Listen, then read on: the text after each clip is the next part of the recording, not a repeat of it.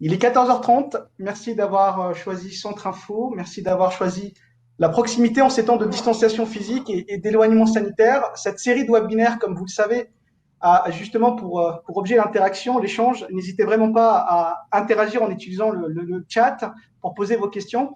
Alors aujourd'hui, ce webinaire est un peu spécial puisque je ne suis pas seul. J'ai le plaisir d'accueillir Stéphane Rény, sous-directeur des politiques de formation et du contrôle à la DGFP. Bonjour Stéphane. Merci. Alors, est-ce que tu m'entends, Stéphane? Bonjour Fouzi, merci beaucoup. Merci infiniment de t'être rendu disponible. Merci vraiment de nous consacrer ce temps. Alors pour l'instant, je t'entends, mais depuis qu'on a démarré, là, tu vois, Ah, je tu suis es figé figé. là. D'accord. D'accord. Mais tu m'entends Ouais, je bien? t'entends. Tu m'entends bien? Là, je t'entends moins bien là. D'accord. Je Alors, t'entends il faut que je plus. rafraîchisse la page.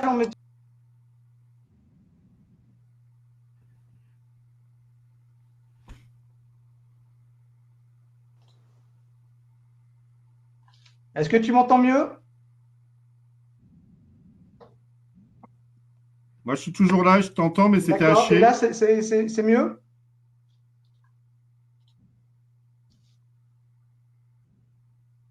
Alors, il faut rafraîchir la page, me dit-on.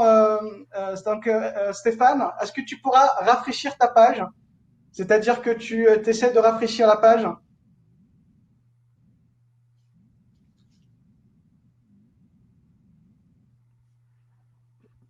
Alors, qu'est-ce que tu entends par rafraîchir la page?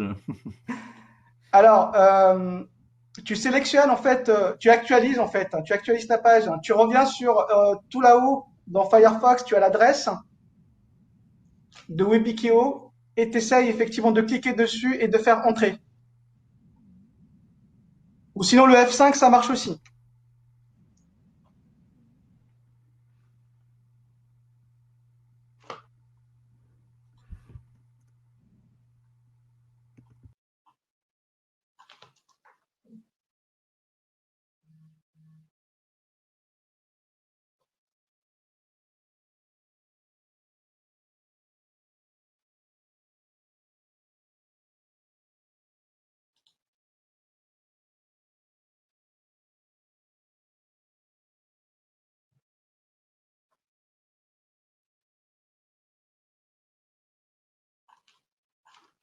Stéphane?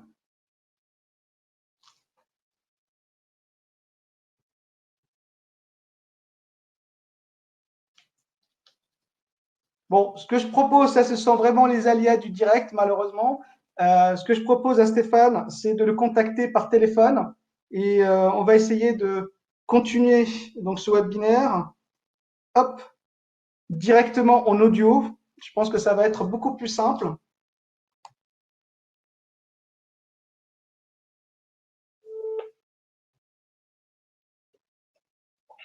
Oui, Fouzi, je suis en train de me reconnecter là.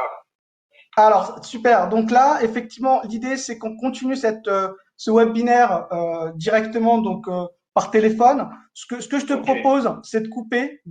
Donc l'idée, c'est que tu te déconnectes et on peut effectivement continuer donc le live directement. Je crois qu'on t'entend très bien, d'après ce qu'on me dit. Bon. Voilà. Donc effectivement, j'ai donc des retours qui sont plutôt positifs. Donc on va continuer un petit peu comme ça et Allez, ben, on continue comme ça. voilà. Vous Donc aurez le son et pas l'image, c'est et- pas grave. exact. Mais on a le son et ça c'est super important. Donc on t'entend très bien, Stéphane. Donc d'autant plus que Ok. je sais que tu as une contrainte à 15h15. Donc voilà, l'idée Oui. c'est effectivement qu'on soit maître du temps et qu'on puisse aller jusqu'au bout par rapport au déroulé qui a été prévu.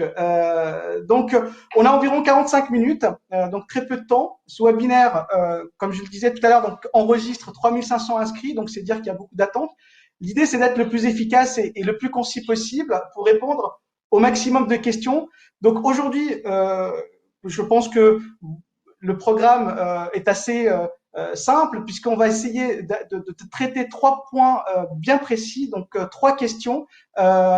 Et ces questions-là, finalement, ce sont des questions, on va dire, récurrentes au regard du contexte actuel, au regard du contexte exceptionnel que nous traversons. Donc, ces 3 questions, la première, c'est bien évidemment le premier sujet qu'on va aborder, c'est la reprise, la reprise cette semaine de l'activité présentielle des organismes de formation et des CFA. Le deuxième sujet, c'est la question des financements et plus précisément la question de la continuité des financements pendant cette crise sanitaire. Donc, on reviendra aussi sur les opportunités en évoquant 2 dispositifs qui suscitent beaucoup d'intérêt, le FNE formation et le parcours VAE.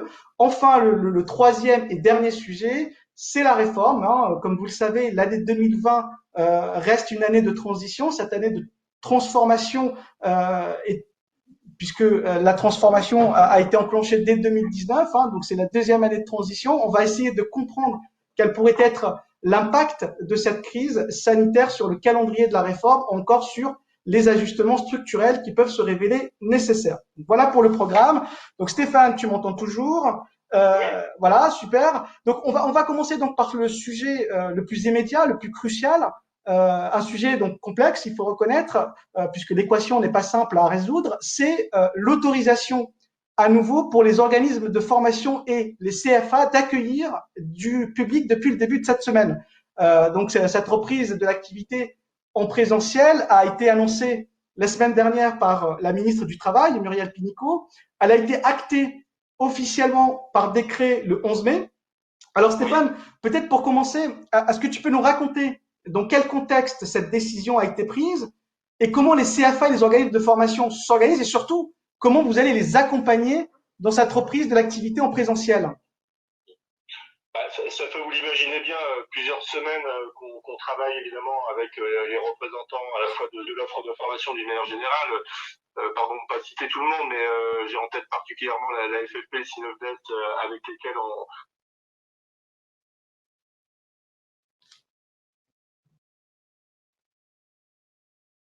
C'est important, quoi. Allô Stéphane? S'agissant des organismes de formation continue, pour lesquels donc, on a effectivement confirmé le principe de la réouverture à partir du 11 mai. Et puis c'est arrivé un peu plus tardivement s'agissant des CFA. Je rappelle que l'apprentissage, c'est de la formation initiale professionnelle, ça a d'autres contraintes, et notamment donc s'agissant de l'accueil des publics.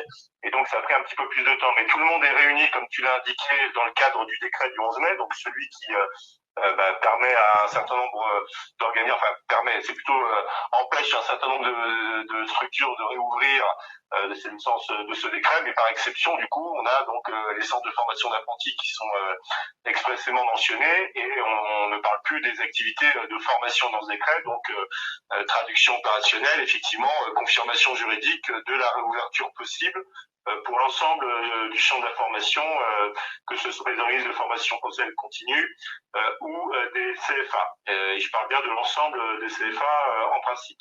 Ce qui veut dire aussi que ça peut concerner l'enseignement supérieur. Avec 2 conditions, c'est ça qui est important. Donc le 11 mai, c'est pas une date impérative, il faut le comprendre comme ça. C'est à partir du 11 mai, le champ des possibles est ouvert. Et le champ des possibles, évidemment, ça suppose quand même le respect des 2 conditions. La première, vous l'avez tous à l'esprit, c'est le respect du cadre sanitaire. Vous savez qu'il y a le protocole qui existe et qui fait foi au moment où on se parle pour organiser les choses, donc il faut évidemment respecter ce cadre sanitaire. Et puis il y a la question des lycées, et donc par extension lycées agricoles par exemple, pour lesquels on est encore en attente, puisque les lycées, pour l'instant la décision n'est pas prise en termes de réouverture. Vous savez que c'est renvoyé à début juin, et donc là il faut encore attendre un petit peu pour voir ce qui sera possible ou confirmé s'agissant des lycées. Mais sous cette réserve-là, le sens effectivement de la lecture du décret qu'il faut faire, c'est que depuis le 11, il y a bien une possibilité pour réouvrir pour tous les centres qui sont en capacité évidemment d'accueillir du public. On parle bien d'accueil du public, on n'était pas sur des structures qui étaient forcément fermées, mais qui n'avaient plus la possibilité d'accueillir du public. Donc c'est désormais possible. On sait que ça va se faire très progressivement. On a beaucoup insisté sur ce type de vocable, mais ça correspond à la réalité, tout simplement parce qu'on commence souvent avec d'abord les équipes, les formateurs, qui vont eux-mêmes faire passer les consignes auprès des stagiaires, des bénéficiaires. Et donc certains vont reprendre le 18, d'autres vont reprendre le 25, d'autres reprendront début juin. Donc voilà, c'est pas une réalité uniforme. C'est pour ça que j'insiste sur le fait qu'il s'agit pas d'une date impérative, mais simplement d'une date à partir de laquelle on peut effectivement ouvrir son centre de formation et donc accueillir à nouveau du public. Alors, donc on partageait, je m'arrête rapidement, mais ouais. Enfin, on vient de vivre 8 semaines de confinement, hein, donc depuis le 16 mars, et donc voilà, on est sur une nouvelle page qui s'ouvre et qui, évidemment, on l'espère tous, sera positive, c'est-à-dire la possibilité de renouer avec la formation dans les centres de formation, et c'est ça qui est en train de se jouer, et puis également dans les CEF. Donc c'est une reprise progressive. Oui. Concernant justement l'accompagnement aujourd'hui, puisque on a beaucoup de questions concernant les guides justement qui doivent permettre cette reprise progressive. Donc tu parlais du protocole national de déconfinement, donc ça c'est le socle. Ensuite, qu'est-ce qu'il peut y avoir en plus de ce guide et qui est en cours d'élaboration en ce moment? Alors, donc on a donc tu fais bien de parler de ça, hein, c'est-à-dire ce protocole national qui permet d'avoir un document qui fait foi et de référence pour tous. Mais vous savez que depuis déjà un certain nombre de semaines, il y a des guides qui sont publiés dans les secteurs d'activité. Donc c'est une autre manière de décliner évidemment les consignes par secteur d'activité. Et on a en l'occurrence des documents qui sont intéressants à noter. Il y a un guide qui est à l'initiative de la FFP du Synode, j'en parlais tout à l'heure, en consultation aussi, en coordination avec les organisations syndicales, qui devrait voir le jour très prochainement. Il est à l'examen de la commission de la Direction générale du travail, hein, qui est en lien avec les experts de la santé, apporte son expertise sur l'écriture et la cohérence notamment des mesures sanitaires. Donc il y a encore quelques allers-retours rédactionnels entre les auteurs de ce guide et l'administration, mais il devrait être publié donc au même titre que les autres guides sectoriels, si ce n'est avant la fin de la semaine, en tout début de semaine prochaine. Donc c'est un exemple effectivement de guide sur lequel on a travaillé de concert, hein, avec un groupe de travail qui avait été mis en place par le cabinet de la ministre, et qui a associé largement les représentants des acteurs de la forme pro, et en particulier, donc c'est à noter effectivement cette initiative et ce projet de guide qui a été enrichi, travaillé, mais à l'initiative duquel donc se trouvait l'offre de formation. Donc celui-là devrait être publié prochainement. On a par ailleurs un guide plus largement, alors c'est pas un guide, en fait c'est plutôt un document à usage des acteurs de la forme pro, qui en fait n'a pas vocation à être prescriptif, mais plutôt à donner des recommandations et des conseils à destination des acteurs qui interviennent dans le champ de l'apprentissage et de la FPC, pour assurer donc les conditions de reprise de l'accueil en formation. Donc ce document-là, il est en instance de publication, donc j'espère qu'il sera sur le site du ministère cet après-midi, mais voilà, il est vraiment tout prêt à sortir. Donc sauf accroche de dernière minute, ce guide, enfin pas ce guide, hein, j'insiste pardon sur le vocabulaire, on est plutôt sur un document de recommandations et de conseils. Donc il sera pas dans la rubrique des guides sectoriels comme celui de la FFP Synode, mais il sera bien sur le site du ministère dans la partie forme pro et la partie spécifique Covid. Voilà, donc en résumé, le protocole national, qui est le document qui fait foi, des guides métiers, dont un guide qui est en attente et qui devrait être publié prochainement à l'initiative de l'offre de formation, et puis un document de référence sur la partie forme pro du site du ministère, qui comprend donc ses recommandations et conseils pour l'ensemble des acteurs du champ de la forme pro. D'accord. Donc, si je dois faire un récap dans l'ordre, donc d'abord il y a le socle, c'est-à-dire le protocole national de déconfinement qui est déjà très complet. Il s'adresse pas spécifiquement aux prestataires de formation, mais à l'ensemble des entreprises. C'est un protocole des acteurs, c'est plus largement, parce qu'on n'y inclut les financeurs, donc c'est plus largement les acteurs. Les acteurs. Donc, alors, ce protocole impose, comme ça pour rappel, une jauge de 4 carrés par personne. Donc, de mémoire, pour savoir combien de personnes je suis autorisé à accueillir dans mes locaux, il y a un calcul à faire. Vous prenez votre surface résiduelle et vous la divisez par 4 mètres carrés. Donc, alors, ce protocole contient un certain nombre de dispositions. Donc, sans parler de tous les réflexes qu'il va falloir développer. Je pense notamment, si vous avez des tourniquets, par exemple, il va falloir systématiquement les désactiver pour fluidifier la circulation. Les portes qui doivent être laissées ouvertes pour éviter les contacts, notamment sur les poignets, procéder au marquage au sol. Donc tout ça, ça concerne aussi les prestataires de formation, même si effectivement ce protocole est un protocole qui a une visée beaucoup plus large. Donc sans parler bien évidemment de toutes les questions relatives au nettoyage. À côté donc du protocole national, donc a priori il va y avoir des guides spécifiques donc aux OF et aux CFA qui sont en cours de validation. Et si on veut être complet, il y a aussi 2 guides sectoriels, celui du Syntec et de la FFP et celui du Synopdes et du CNEA qui ont également édité un guide de la reprise d'activité. Donc là, on attend effectivement un guide vraiment spécifique pour les OF et les CFA qui, lui, va être mis en ligne sur le site du ministère du Travail. Et ce guide-là fera en tout cas référence et sera un peu plus général et impersonnel que les guides sectoriels qui existent déjà. C'est pour ça qu'on n'utilisera pas le terme guide pour le coup. Et donc effectivement, tu as raison de souligner, il y a aussi effectivement parmi les guides qui ont été publiés, celui du Syntec. Il y en a un autre aussi qui est en cours de validation, qui est spécifique aux auto-écoles. Je le mentionne parce que un certain nombre d'auto-écoles sont aussi des prestataires de formation. Et donc voilà un autre exemple de guide métier qui est en cours de validation par la commission que j'évoquais tout à l'heure de la DGT. Ok, Stéphane, on va passer à la deuxième séquence. C'est là aussi un sujet crucial, c'est la question économique, la question des financements et plus précisément la continuité des financements. Alors cette continuité, malgré la reprise, dépend beaucoup et dépendra encore de la continuité pédagogique à distance, de la capacité à proposer de la formation à distance. Donc rappelons d'abord que tout a commencé début mars. On a eu les premières fermetures de centres de formation. Au départ, c'était principalement de mémoire des clusters et des CFA dans le département du Haut-Rhin. Donc tu m'arrêtes si je me trompe. Et puis la décision du gouvernement est tombée, puisque à partir du 16 mars, comme vous le savez, tous les organismes de formation et tous les CFA ont dû fermer leurs portes au public. Donc les services du ministère et particulièrement tes services, Stéphane, ont réagi immédiatement en livrant les premiers repères aux acteurs concernés à travers des questions-réponses. On y a d'ailleurs consacré un webinaire donc à ces questions-réponses. Ce qu'on peut retenir comme message de ces questions-réponses, c'est avant tout 2 principes directeurs. Le premier, c'est d'assurer la continuité pédagogique à distance à chaque fois que c'était possible et pour assurer justement la continuité des financements.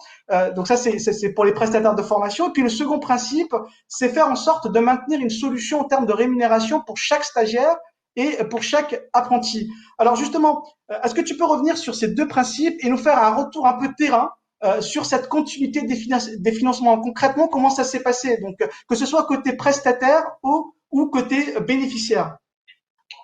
Oui, alors du côté des prestataires, il faut distinguer. Alors le principe général, évidemment, c'était de maintenir au maximum l'activité de l'offre de formation et donc inciter très fortement ce qui a été plutôt fait. On y reviendra peut-être sur la capacité de l'offre de formation qui s'est adaptée pour mettre en place des solutions à distance et donc de transformer en quelque sorte ce qui était prévu contractuellement avec les financeurs en présentiel avec ces modalités à distance. Donc beaucoup l'ont fait, notamment dans le champ d'apprentissage où on a 92% pour reprendre un chiffrage sorti d'une enquête réseau Fenadir de CFA qui ont montré qu'ils avaient mis en place donc à 92% des solutions e-learning. Vous l'avez peut-être vu, il y a une dépêche aussi sur une enquête d'ARES qui montre que 2/3 des formations ont pu être mises aussi sous cette modalité de formation. Donc là, ça concerne plus globalement l'offre de formation, donc c'est tout à fait notoire et c'est quand même assez spectaculaire de l'avoir fait effectivement dans cette période un petit peu extrêmement brutale, lorsque les annonces ont été faites par le président de la République et que le confinement a été instauré, donc la fermeture de l'accueil au public de l'offre de formation. Et on est 8 semaines après, donc c'est vrai que l'adaptation qui a été faite est tout à fait remarquable. Alors en même temps, on peut pas s'empêcher de se dire que ça fait un peu écho à tous les efforts qui ont été accomplis sur les derniers mois, les dernières années même, pour un certain nombre d'acteurs ou de dispositions qui ont encouragé, incité à mettre en place les modalités de formation à distance. Penser à la loi de 2014, hein, lorsqu'on a commencé à écrire sur ces dispositions-là, et la loi de 2018 qui sacralise le fait que les modalités de formation peuvent être réalisées sous cette forme-là, y compris en matière d'apprentissage. Donc tout cela prend un sens tout particulier au moment où on a traversé, où on traverse encore cette crise. Donc c'est quand même un fait notoire qui vient finalement démontrer que sous en quelque sorte la pression, l'offre de formation a su s'adapter et les financeurs ont aussi joué le jeu parce que c'est important de maintenir les financements. Alors après il y a des distinguos à faire. C'était plus facile de le faire côté apprentissage puisqu'on est sur des logiques forfaitaires, des niveaux de prise en charge qui, vous le savez, sont déterminés en amont et qui donc ont permis évidemment plus facilement pour les opérateurs de compétences qui au passage donc ont depuis le début de l'année repris la compétence et notamment avec l'ensemble de la réaffectation des contrats d'apprentissage qui avaient été conclus en 2019 avec les régions. Donc on permet quand même de rappeler aussi ce bond spectaculaire qui a été fait en début d'année et la reprise par les OPCO de la compétence en matière de financement de l'apprentissage. Ils avaient déjà celle relative au contrat de pro et donc ils ont pu maintenir les niveaux de prise en charge pour les CFA. Pour les autres dispositifs de formation, contrat de pro ou autres plans de formation, l'idée est la même. C'est d'ailleurs à chaque fois qu'il a pu être mis en place des solutions à distance, du coup ça a permis évidemment de maintenir l'activité économique et les financements.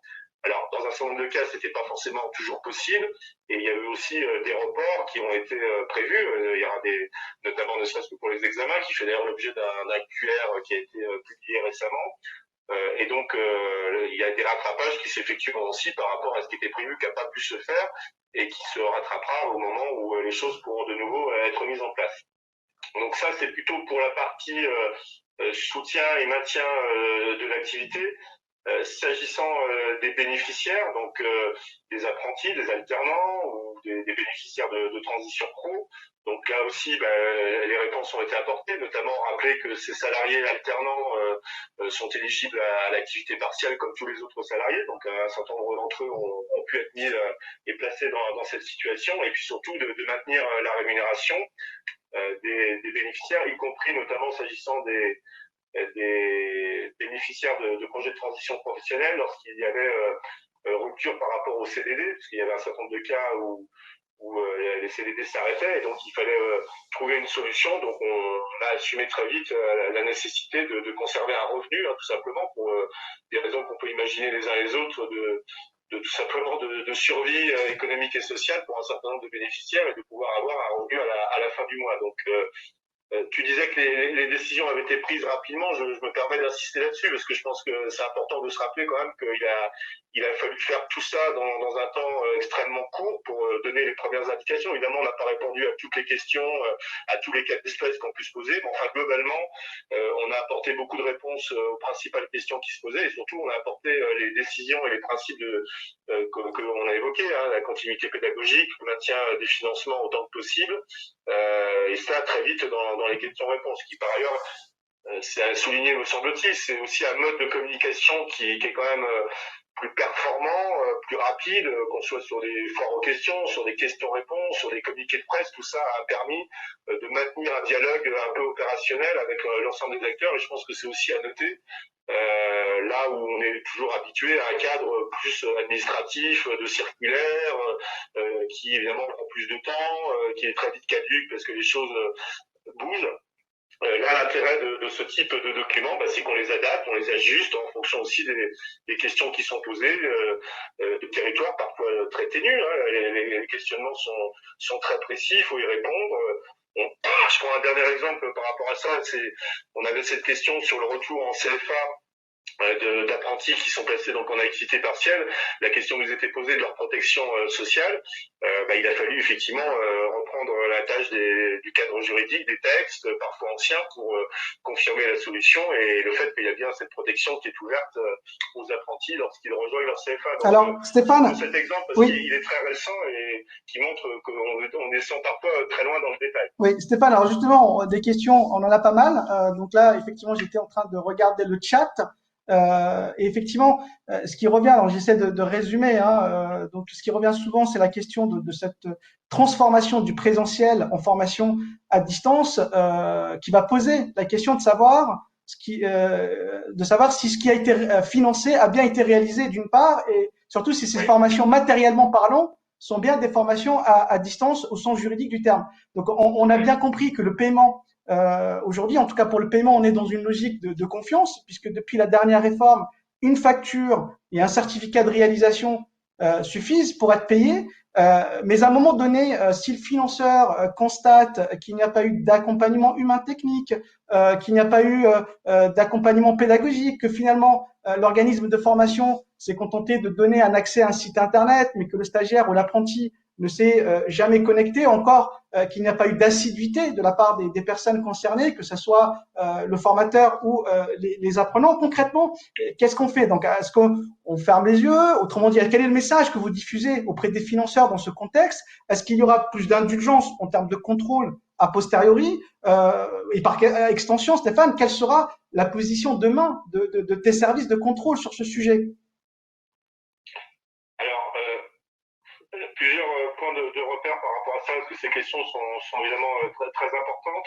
Au moment où on incite évidemment très fortement à ce que le distanciel soit privilégié et mis en place, c'est vrai aussi pour le FNE, on a quand même des textes qui encadrent et via la réforme, ce que sont les modalités de formation à distance. Vous savez très bien qu'il y a un décret simple qui encadre ces dispositions et de manière franchement simple. Donc il faut l'assistance pédagogique, il faut informer le stagiaire des travaux qui sont effectués et ensuite c'est tout élément probant, mais comme d'ailleurs n'importe quelle prestation de formation, ça c'est le décret en Conseil d'État qui le dit, c'est tout élément probant qui vient permettre d'attester la réalité, la justification de la réalité de l'action de formation. Donc les efforts en matière de droit positif, ils ont déjà été faits avant Covid, et vraiment pour le coup dans le cadre de la réforme. Donc je vous renvoie au décret Conseil d'État sur l'action de formation qui précise encore une fois, donc c'est bien tout élément probant qui permet de justifier la réalité de l'action, et au décret simple qui est venu préciser ce qui est attendu en matière de formation à minima, en matière de formation à distance, et pour souvenir aussi pour les modalités de formation en situation de travail qui reviendront, je l'espère, avec la reprise. Donc les choses sont claires du point de vue du cadrage de ce que sont les modalités de suivi de ces actions, et donc il n'y a pas de crainte à avoir du côté de l'offre de formation. À partir du moment où on a mis en place des outils à distance et donc des possibilités de se former et tout ce qui renvoie à la connexion, à tout ce qui permet d'attester la présence effective, enfin la participation effective du bénéficiaire à travers les travaux, à travers les jalons d'évaluation qui permet de renseigner sur la réalité de cette action, c'est ce qui intéresse les services de contrôle. Hein. Les services de contrôle, ils sont très clairement là pour veiller à ce que l'utilisation des fonds investis en matière de forme pro soit bien utilisée.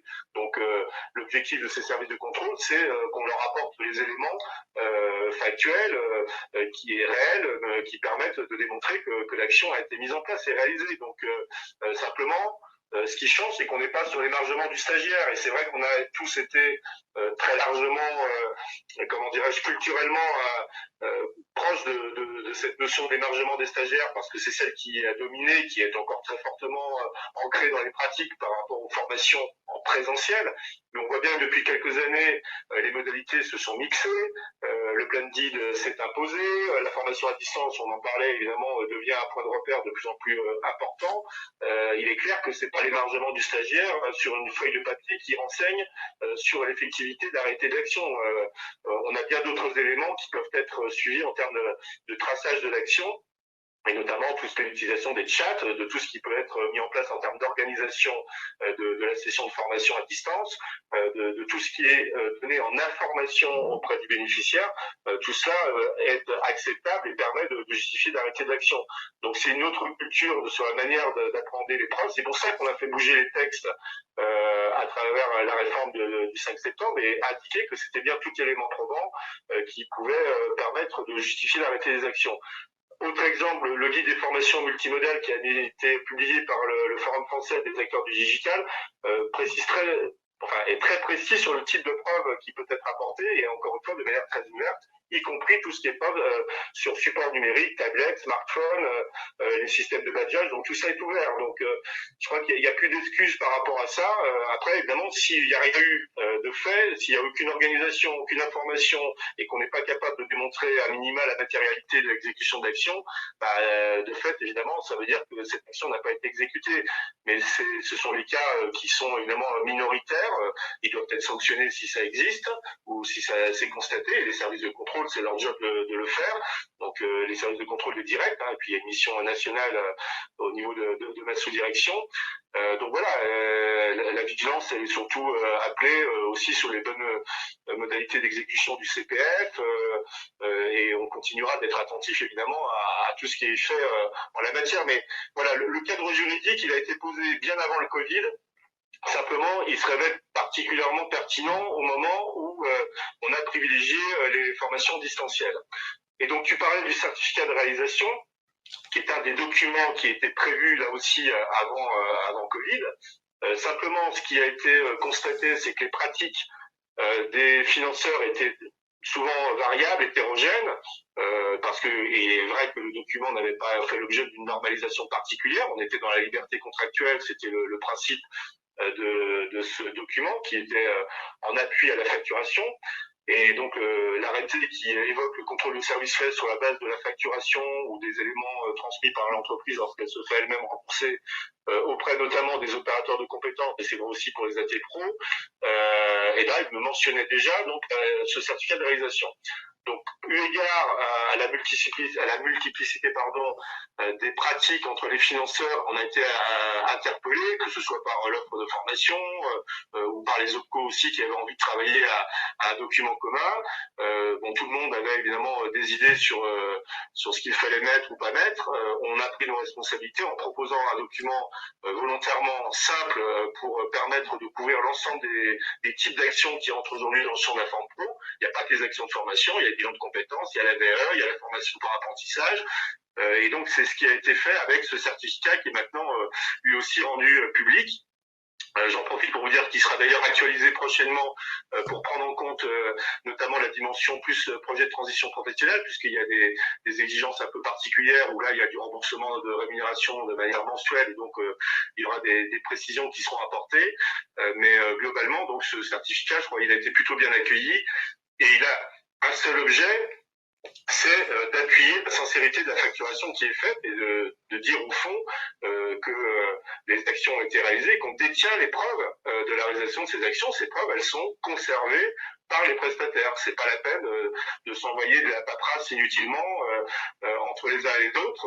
Une politique de contrôle, elle peut être tout aussi efficace lorsqu'elle est bien ciblée, que la cartographie des risques est bien établie, sans forcément passer par une multitude de documents qui circulent et qui finalement sont pas forcément opérants, ou au contraire ceux qui fraudent les utilisent sans trop de difficultés. Donc je crois qu'il faut qu'on change clairement de doctrine par rapport à ça. Ça fait quand même quelques années qu'on tourne autour de ces questions, qu'on évolue, qu'on fait évoluer le cadre juridique. Voilà, on a maintenant des points de repère, des documents qui sont pratico-pratiques. On va évidemment en tirer les enseignements au fur et à mesure de la période. Ils sont pas faits uniquement pour le Covid d'ailleurs. L'idée c'est bien d'en faire aussi des documents un peu de référence et de manière pérenne. Maintenant, chacun doit prendre ses responsabilités. Quand on s'engage et qu'on facture une prestation, on facture quelque chose de sincère et on atteste la réalité de l'action qu'on a mise en place. Mais justement, Stéphane, oui, preuves. Stéphane, justement, la question qui se pose aujourd'hui n'est pas tant le certificat de réalisation. La question qui se pose, c'est à partir de quoi on certifie la réalisation d'une formation. Donc, comme tu le disais tout à l'heure, on sait qu'aujourd'hui, la feuille d'émargement a tellement été sacralisée que la majorité des certificats de réalisation sont produits à partir de ce document. Donc, ce qui est problématique. Donc, si on veut rendre compte de la grande variété des modalités de formation, et donc y compris donc de la formation à distance, parce que justement les financeurs n'ont pas intérêt demain à sortir de cette culture d'heures stagiaires. On l'a vu, il y a plus de frein juridique au profit, par exemple, d'une prise en charge au forfait. Est-ce que c'est pas un chantier à ouvrir aujourd'hui, en tout cas pour les financeurs? Si, je pense que c'est la réflexion qui a été initiée, et j'englobe là-dedans à la fois la loi de 2014 et la loi de 2018, qui chacune ont apporté une pierre supplémentaire à l'édifice, pour effectivement aborder le champ de la formation de manière un peu plus ouverte que leurs stagiaires basés sur un émargement de stagiaires en présentiel, parce que ça correspond plus à la réalité, tout simplement. Enfin, ça correspond dans certains cas encore à une réalité qui est pas mineure. Hein. On a encore beaucoup de sessions de formation qui sont organisées en mode présentiel, et donc on a pas forcément beaucoup mieux que les contenus de formation, la signature du stagiaire qui s'engage à attester qu'il était présent. Donc c'est encore quelque chose qui demeure.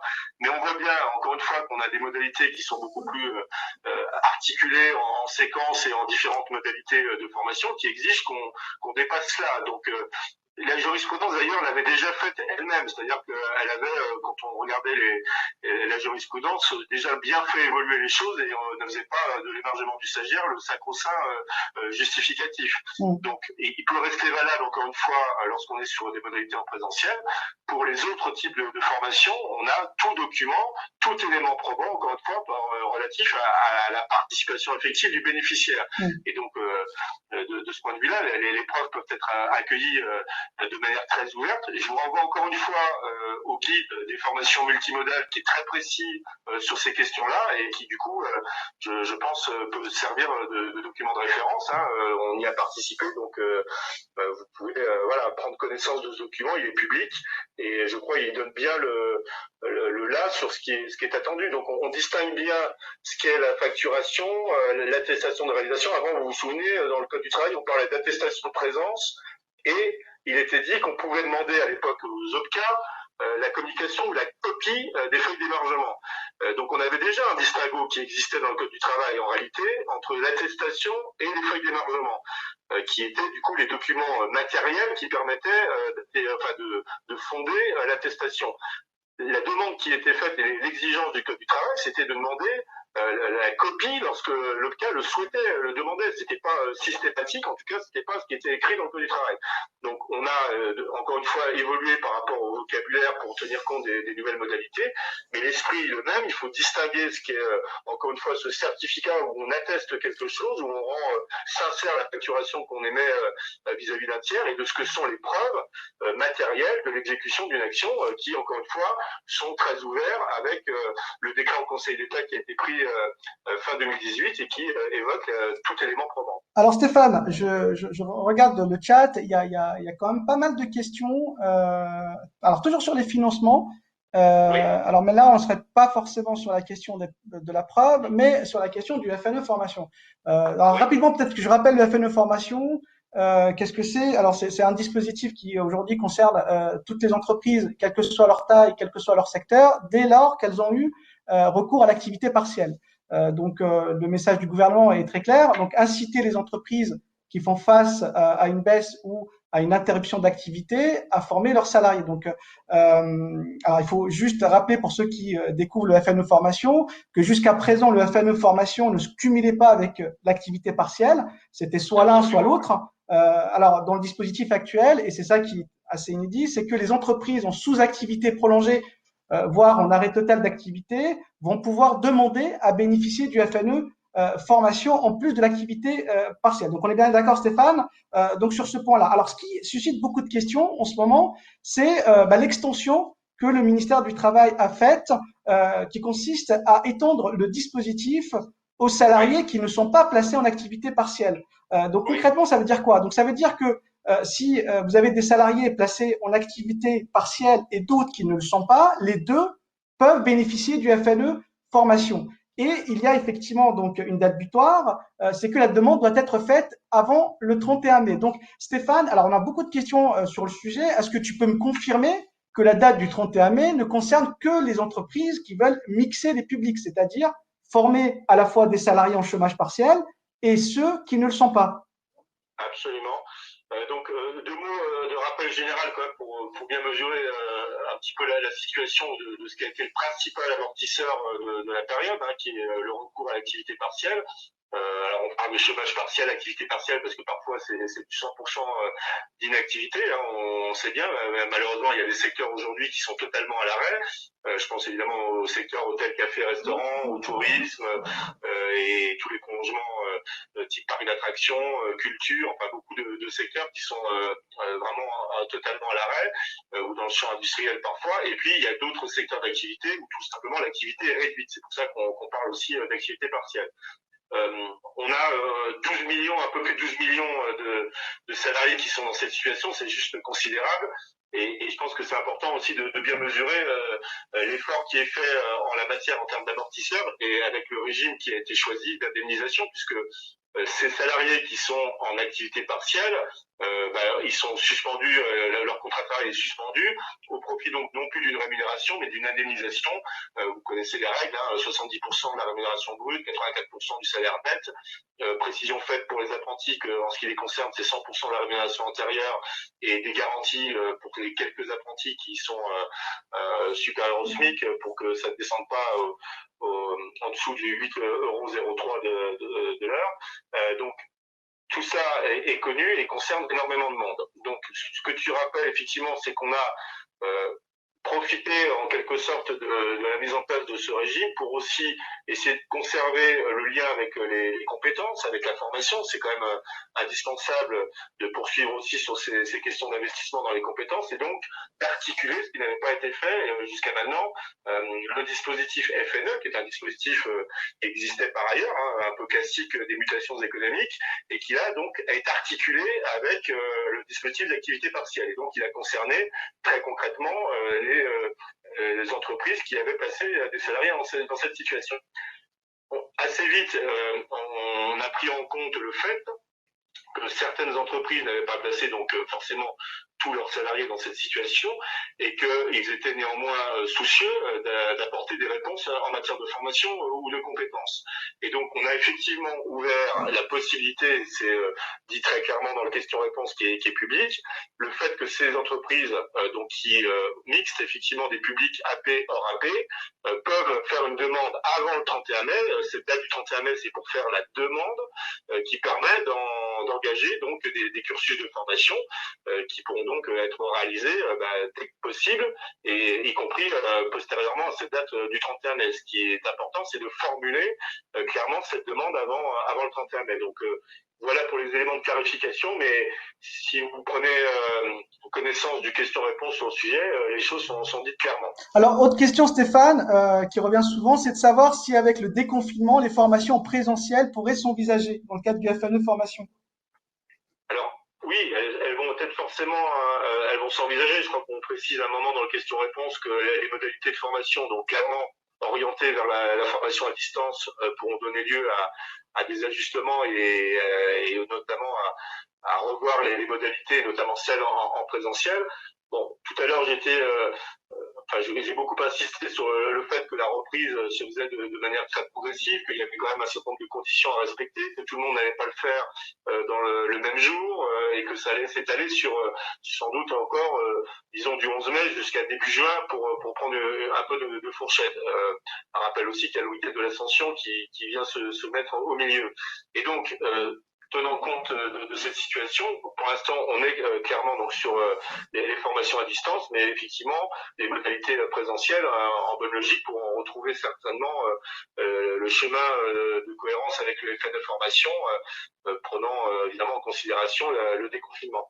Donc, pour l'instant, c'est de la formation à distance, mais les modalités présentielles auront vocation à être remises effectivement en paramètres possibles assez rapidement. D'accord.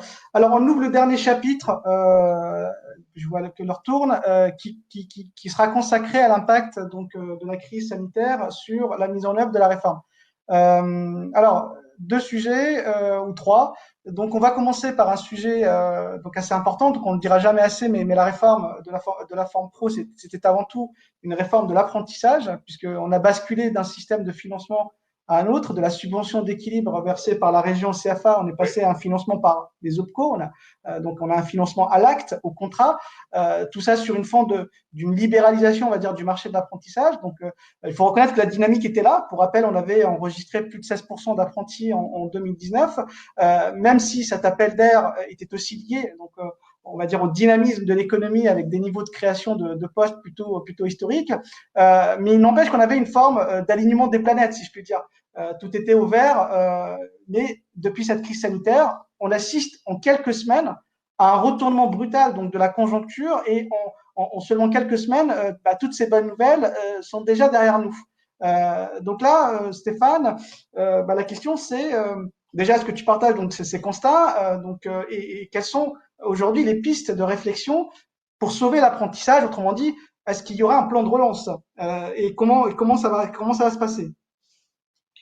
Alors, je pense que c'est important effectivement quand même de ne pas perdre de vue l'année 2019 qui est effectivement sans précédent en matière de volumétrie d'entrée en contrat d'apprentissage. Et bon, c'est vrai que c'est derrière nous, mais c'est quand même important de rappeler ce qu'a été la croissance de 16% de ces contrats en 2019 et qui ont vu la bascule s'opérer de la compétence des régions vers les opérateurs de compétences, même s'il y avait déjà des interventions qui avaient été rendues possibles hors convention régionale. Donc évidemment, tout le monde a été frappé, y compris les CFA, donc par l'épisode Covid qui est en cours. Et on a rappelé tout à l'heure les dispositions d'urgence qui avaient été prises, ou en tout cas le maintien des possibilités d'intervention financière. Ce qu'on constate clairement, et après avoir pris la tâche des différents réseaux, y compris des opérateurs de compétences, c'est qu'il n'y a pas eu de rupture dans les contrats d'apprentissage. Pas de rupture majeure constatée là sur les dernières semaines. C'est donc le premier point de repère à avoir.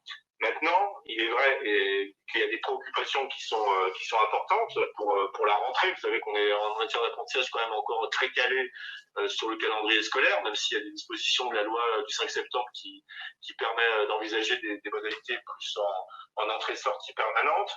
Donc on sait que voilà, la rentrée, le second semestre reste très fortement pourvoyeur donc de contrats d'apprentissage, et donc évidemment il y a des inquiétudes et des préoccupations sur le niveau d'activité. Donc, bien évidemment que dans le cadre du plan de relance plus général, il y aura un volet apprentissage et de soutien à l'apprentissage. Mais selon les secteurs, si vous voulez, la situation, elle n'est pas la même. On a des secteurs dont on sait qu'ils vont maintenir les flux de recrutement de manière importante. Il y a des secteurs qui vont continuer à investir dans le champ de l'alternance. Donc, les situations ne sont pas forcément les mêmes. D'autres vont forcément différer un peu leur politique de recrutement en fonction aussi du retour à l'activité. Donc c'est ça qu'il faut prendre en compte. Donc oui, il y aura évidemment un plan en faveur de l'apprentissage. Je ne vais pas en dévoiler avec vous ce matin, enfin cet après-midi pardon, cet après-midi les pistes, parce que la communication viendra rapidement, et notamment un rendez-vous a été pris avec les partenaires sociaux et la ministre du Travail pour démarrer notamment les réflexions sur ce sujet, enfin poser les différentes hypothèses de part et d'autre, puisque évidemment les acteurs ont aussi leurs propositions à formuler. Donc tout ça fera l'objet d'une concertation prochaine. Mais oui, évidemment, il y aura un volet apprentissage pour le plan de relance, et il y aura aussi une réflexion d'ensemble sur l'offre de formation. Et le sujet des compétences qui est évidemment plus global et qui doit être aussi pris en considération. Mais voilà, s'agissant de l'apprentissage, bien sûr, il y aura les mesures de soutien à l'activité pour que la rentrée se passe du mieux possible et qu'on continue sur une dynamique positive en faveur de ce contrat d'alternance qui a fait ses preuves et qui permet à pas mal de jeunes de trouver des situations après contrat. Donc après, il peut y avoir des ajustements aussi sur les périodes d'accueil en CFA. Vous avez sans doute remarqué quand même qu'on avait pris aussi des mesures en ce sens à travers l'ordonnance du 1er avril qui permet notamment la prolongation pour achever les cycles de formation et les examens, donc la possibilité de prolonger les contrats d'apprentissage et les contrats pro dans la période qui était ouverte, de mars à juillet. Donc ça, c'est une réponse qui a été apportée sur le plan juridique. donc de prolongation possible, y compris de doublement de l'accueil dans les CFA, doublement, c'est-à-dire de 3 à 6 mois, pour permettre aux jeunes de trouver un employeur. Donc, il y a déjà des mesures qui ont été prises à l'occasion notamment de l'ordonnance du 1er avril. Tu parlais tout à l'heure de VAE, et aussi la possibilité d'avoir un parcours VAE global qui peut être financé par les OPCO pour les AT Pro. Donc, ça fait partie des Alors justement, oui. Stéphane, le parcours VAE, alors c'est vrai qu'effectivement c'était annoncé au programme et je vois qu'il y a pas mal effectivement de messages et de personnes qui souhaitent connaître un petit peu l'opérationnalité de ce parcours VAE. Aujourd'hui, on en est où? Alors je rappelle, le parcours VAE, c'est la possibilité effectivement pour les OPCO et pour les transitions pro de prendre en charge donc des parcours VAE. Quand on dit parcours, c'est à la fois donc bien évidemment l'accompagnement et la validation, mais aussi tout ce qui est en amont de la recevabilité, c'est-à-dire le positionnement. Voilà. L'ensemble du parcours qui est pris en considération de la préparation jusqu'à l'organisation du jury. Et donc évidemment avec la phase de recevabilité qui est un point de repère essentiel pour les certificateurs, mais là, l'idée, c'est bien d'avoir ce package d'accompagnement dès l'amont et jusqu'à la mise en place de ce jury, et donc avec un financement forfaitaire. Tu évoquais tout à l'heure comment les choses pouvaient évoluer dans la réflexion des financeurs. On a déjà un exemple important avec les contrats d'apprentissage et les niveaux de prise en charge et de fait, donc, cette logique forfaitaire qui préside. Et on a un autre exemple là, qui est celui des 3 000 euros qui peuvent être donc mobilisés en financement par les OPCO, par les AT Pro pour accompagner ces parcours de mais est-ce que c'est opérationnel ou est-ce qu'on a des retours déjà un peu de terrain ou pour l'instant ça se met en place? Non, je pense qu'il faut faire connaître les choses. Donc l'ordonnance date du 1er avril, ce dispositif il vient d'être mis en place, il faut que les acteurs s'en emparent. Donc là, j'ai pas moi d'éléments en volume à communiquer, mais en tout cas, c'est le moment où jamais effectivement de s'y intéresser et donc de solliciter les financements sur ces parcours. Ok. Dernier point, la qualité, le report de l'échéance Calliope.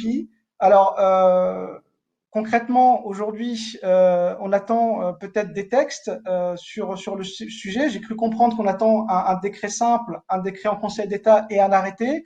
Donc, pour rappel, effectivement, l'échéance Calliope, c'était le 1er janvier 2021. Donc, maintenant, les prestataires de formation ont un an supplémentaire pour pouvoir être certifiés donc Calliope si bien évidemment ils souhaitent continuer à être financés sur les fonds publics et les fonds mutualisés.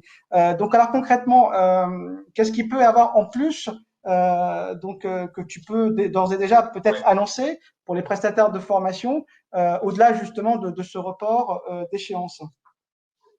Alors effectivement, donc l'ordonnance du 1er avril donc a acté ce report de la certification qualité donc Calliope au 1er janvier 2022 et donc on va en tirer évidemment les conséquences sur l'ensemble du corpus réglementaire qui mentionnait la date de 2021. Donc c'est aussi bête que ça, mais il faut ajuster ce calendrier nouveau, y compris dans les aspects décret Conseil d'État, décret simple. Mais au-delà de ça, l'idée c'est aussi en quelque sorte de ne pas pénaliser ceux qui se sont engagés dans le dispositif dès 2020. Il y en a un certain nombre qui évidemment l'ont fait, n'ont pas attendu. Et donc le cycle sera proposé en report à 4 ans. Donc tout ça est sous réserve évidemment de l'examen du texte par le Conseil d'État. Puisque c'est un décret, il y a deux décrets qui fera l'objet d'un avis du Conseil d'État, mais qui permettra donc pour ces OF-là de bénéficier d'un cycle de 4 ans, et donc il y a des ajustements, notamment sur l'audit de surveillance à en tirer. Et puis il y a des arrêtés, effectivement, l'arrêté notamment sur les modalités d'audit, qui pourrait conduire à autoriser lors des audits initiaux un audit à distance. Aujourd'hui, le texte prévoit des audits sur place. Donc le texte pourrait évoluer pour permettre, pour ces audits initiaux et donc pour l'année 2020, pour ceux qui s'engageraient dans la certification Calliope, de pouvoir assurer cet audit de manière donc réalisée à distance. Donc ça peut être intéressant pour pas mal d'organismes. J'en profite pour rappeler aussi que quand on s'engage dans la certification Calliope, même si elle est attendue en termes d'exigence au 1er janvier 2022, et attention de ne pas se retrouver dans un goulet d'étranglement à l'automne 2021, parce qu'il y a quand même l'offre de formation, elle est quand même conséquente en France et il y a toujours un risque d'attendre un petit peu le dernier moment. C'est pas forcément le bon calcul. Et je rappelle que le cadre qualité actuel continue toujours de